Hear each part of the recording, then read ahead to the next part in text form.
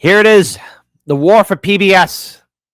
The war for PBS, it's happening now. PBS and NPR. There's a war zone happening, and I think all of us need to be ready for it because it's going to happen. It's going to be live and direct. So a beginning has a very delicate time. Trump and his thoughts against defunding PBS and NPR. Here we go. Tomorrow, the subcommittee on DOGE is going to review funding for NPR and PBS. Now, every Republican president has always promised to take away this money that's going to these two public news outlets.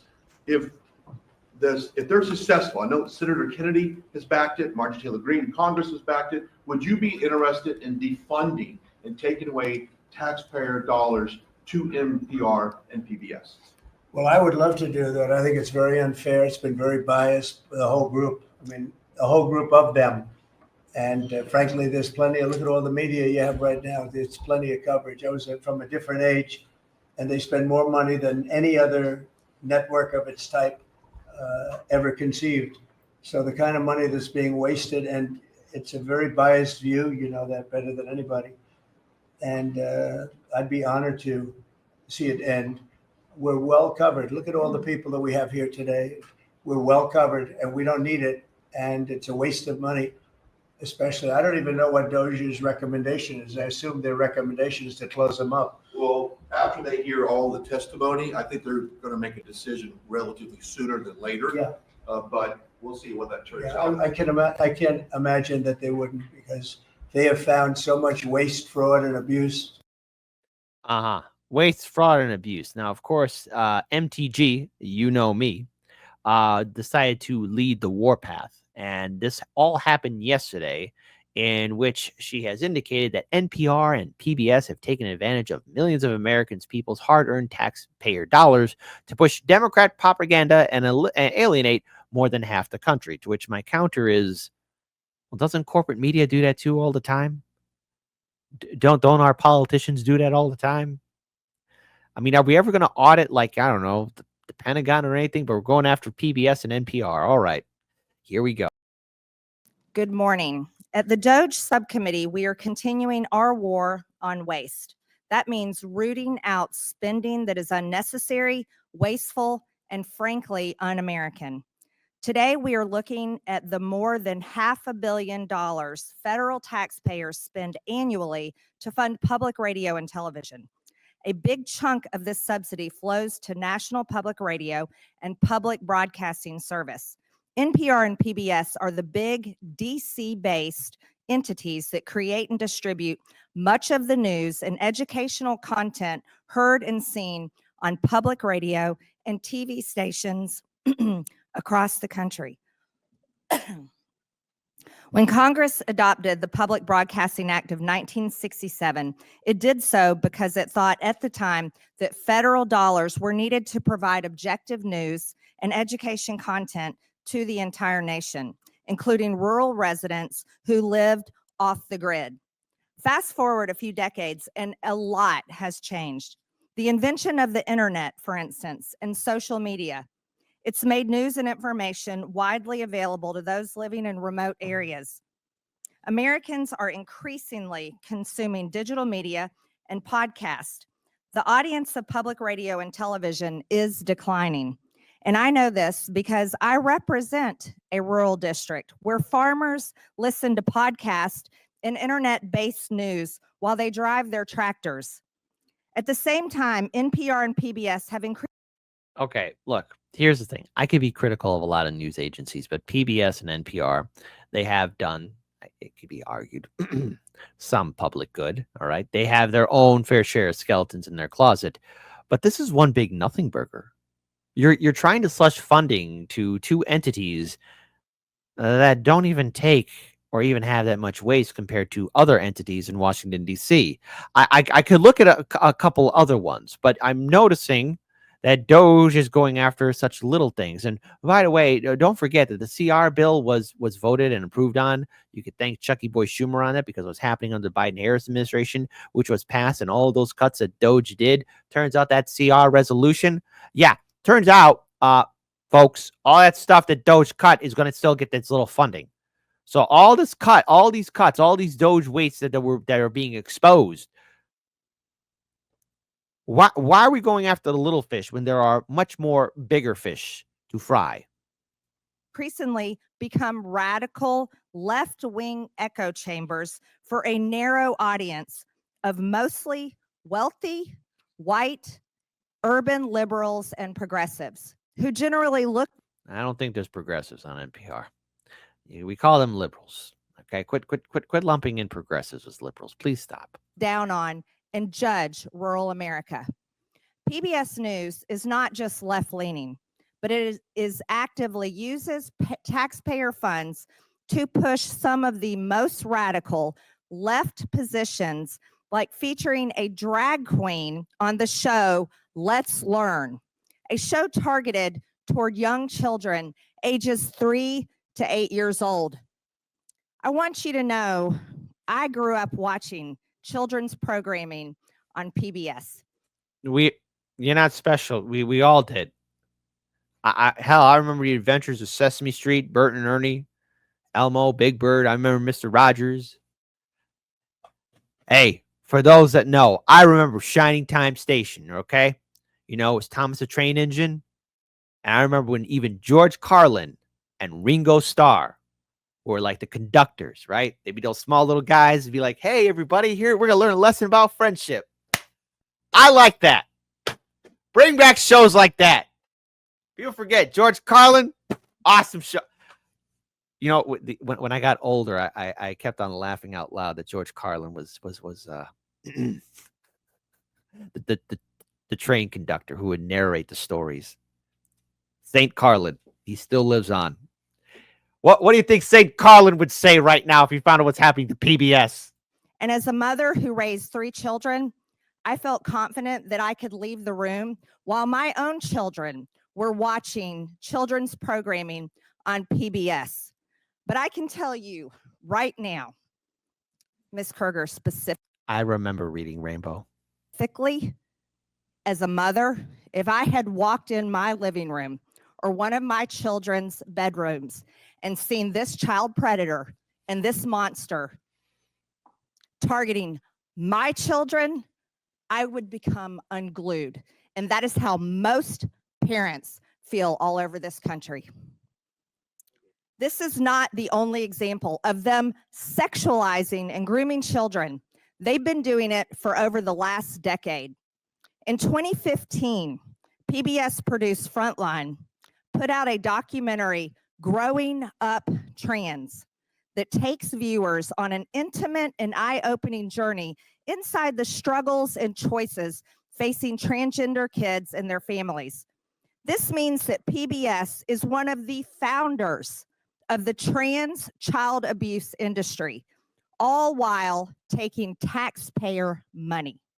Brainwashing and transing children is an issue so hated by parents across the country that it was a driving force in the landslide Republican and Trump victory in the 2024 election cycle and presidential race. The news that these entities produced is either resented or increasingly tuned out and turned off. Hold on. The electric company. Hey, you guys! Just had to throw that out there. Always good stuff. But of course, you gotta love corporate media. Our friends at Fox News slashing and spending at PBS. Oh, look out. The DOGE chainsaw has been busy. 130 billion sawed off so far. But my favorite cut, 600 grand to stop trans boys from getting pregnant. Thank God. And 150 grand for climate change activities in Peru. That sounds a lot like cover for paying off a politician's Peruvian mistress. Back on. He's probably not wrong there. You know, it's I could see that. I could, after everything we've seen here in the world, yes. Planet Earth, Trump has bigger targets. Would you be interested in defunding? Are you talking about going after, making sure that there's a successful audit in the Pentagon? No? Okay. Taking away taxpayer dollars to NPR and PBS.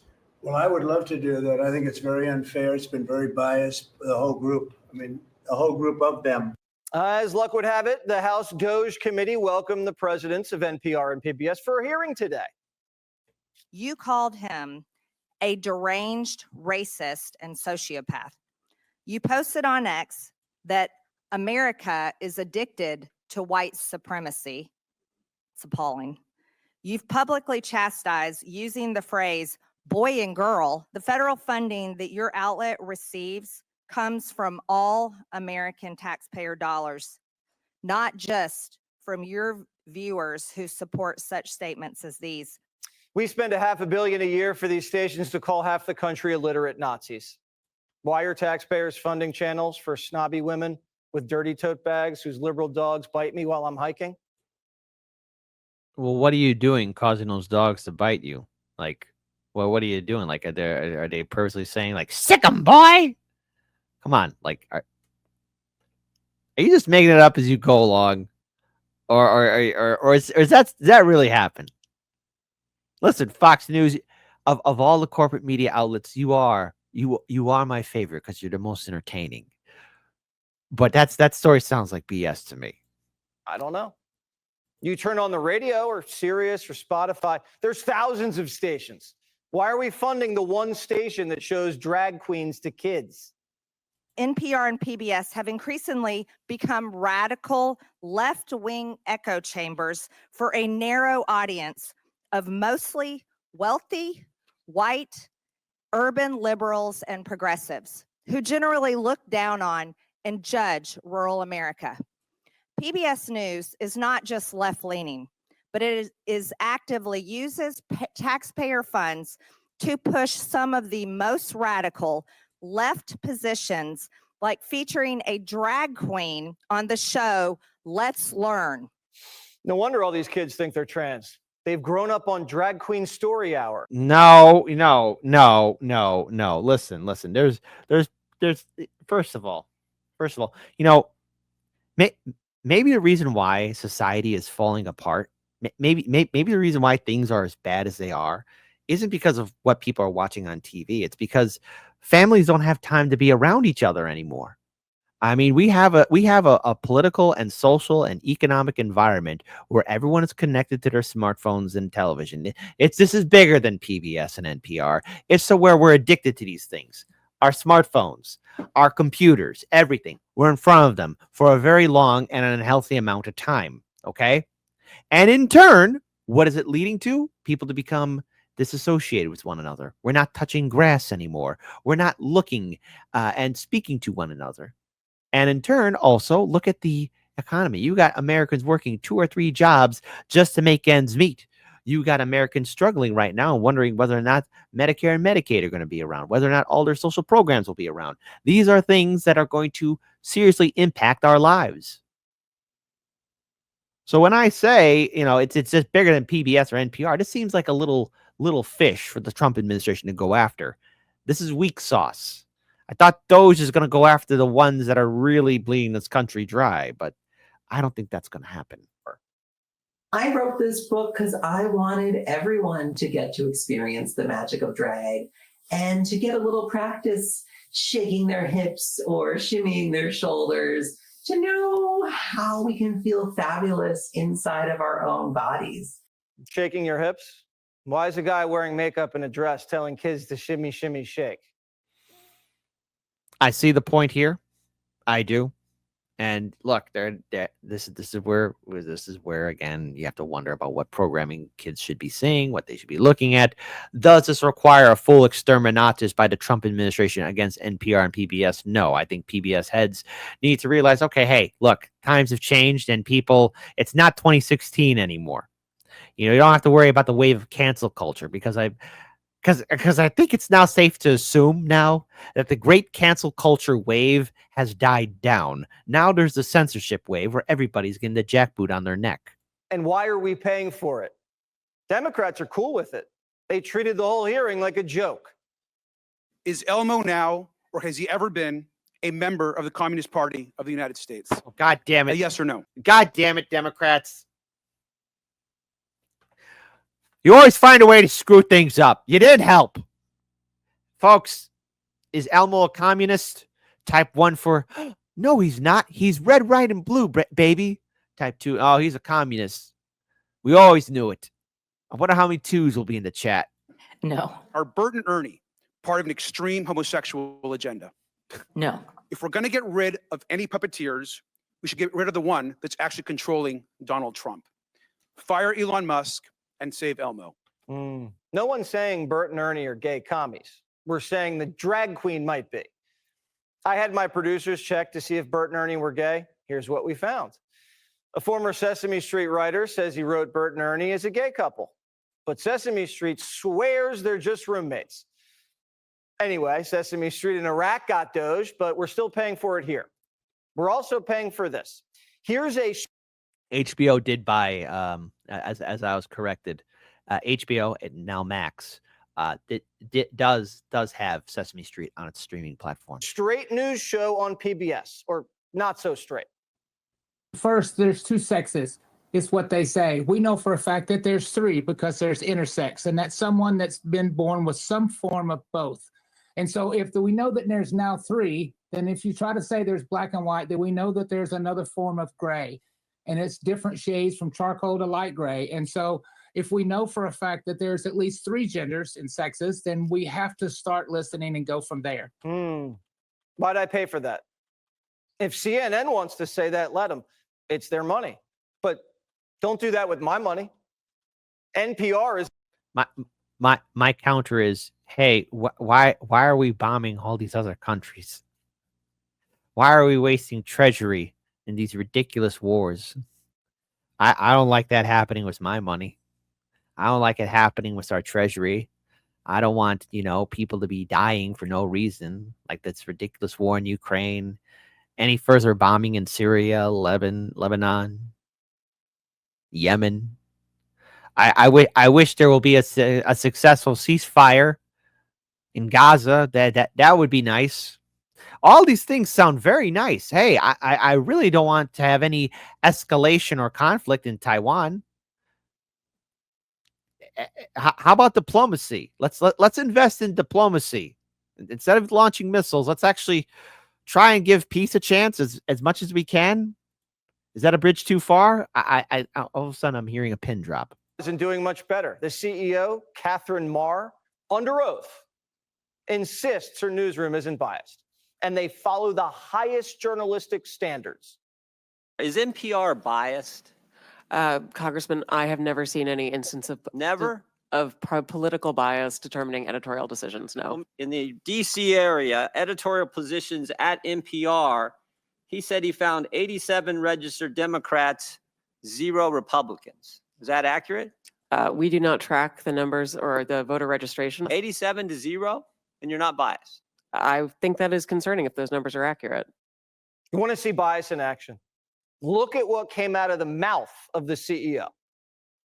Do you believe that America is addicted to white supremacy? I believe that I tweeted that, and as I've said earlier, I believe much of my thinking has evolved over the last half decade. Do you believe that America believes in black plunder and white democracy? See, this is where all the big, fad in, cancel culture and censorship, wave of suppression. This is where, again, people who abandon critical thinking and assume that the cancel culture of 2016 would be ongoing and continuous. Yeah, you're not going to do yourself any favors here. Do I see NPR and PBS getting the axe? Oh, absolutely. Is this a waste of time and money? And is this nothing more than a distraction? Mm-hmm. Should we be focusing on the bigger fish that is again taking a lot of money and wasteful projects are being done? Yeah, I think we should look at the bigger fish, but this is a small fish. I don't believe that, sir. You tweeted that in reference to a book you were reading at the time, apparently, The Case for Reparations. I don't think I've ever read that book, sir. You tweeted about it. You said you took a day off to fully read The Case for Reparations. You put that on Twitter in January of 2020. This woman hires 87 Democrats and 0 Republicans and says America's racist and she wants reparations. But in no way is she biased. Anyway, all that stuff she said, she forgot. She's only 41. Not past her prime, Don Lemon, but she forgot. She forgot and she evolved. She's forgetting and evolving at the same time. Did the head of NPR just play the dumb blonde card? Oof, dude, be nicer. But also, I want to focus also on the Democrats again, because when the Democrats say they're helping, they're not. This is all part of a plan. Is PBS getting the axe up? Everybody, it had a good run. Americans in rural communities would lack access to life-saving information and public safety alerts. That is correct. So in your opinion, would eliminating funding for stations in rural America like WNGH Channel 18 in the Chairwoman's District hurt Americans? It would hurt Americans, yes. In fact, Georgia Public Broadcasting serves as the official distributor of evacuation route information during state-ordered evacuations, and the chairwoman is here advocating to strip their funding. Look, the DOGE agenda isn't about government efficiency. It's about breeding corruption at the expense of the safety of the American people, particularly Americans living in rural or remote parts of the country. They don't care about public safety. They don't care about emergency management, and they don't care about free speech, all of which are harming American people. In fact, I'm going to skip off real quick because they have tried to come for you, Miss Mayor. And I just want to clarify, you did not work for NPR when those statements were made, did you? That is correct, Madam And to Chair. be clear, free speech is not about whatever it is that y'all want somebody to say. And the idea that you want to shut down everybody that is not Fox News is bullshit. We need to stop playing, because that's what y'all are doing in here. You don't want to hear the opinions of anybody else. And the Constitution says Congress shall make no law respecting or establishing of religion or prohibiting the free exercise thereof or abridging the The gentlewoman's time has or expired. press. The gentlewoman's time has expired. Yes. And so when we have the downfall of PBS and NPR, look, everyone's entitled to free speech. Yes, all these media outlets have their biases. First of all, corporate media and the politicians that they serve should not be throwing stones, because NPR is doing exactly what they're seeing from corporate media, or PBS is doing the exact same thing. ABC, CBS, Fox News, CNN. It's all part of the plan. But the issue here is when you have such massive cuts taking place, you put ourselves in a situation to where what comes next? And I think it's only important that we do acknowledge that the entire Trump administration going after these two outlets. I understand revenge, I do. But if you're going to say that PBS and NPR are taking so much money from the American people, all while ignoring the bigger culprits in the room, you're not helping. Because what's going to happen to that money from PBS and NPR? It's going to go ahead and get gobbled up by the bigger fish. There's a lack of accountability in Washington, D.C.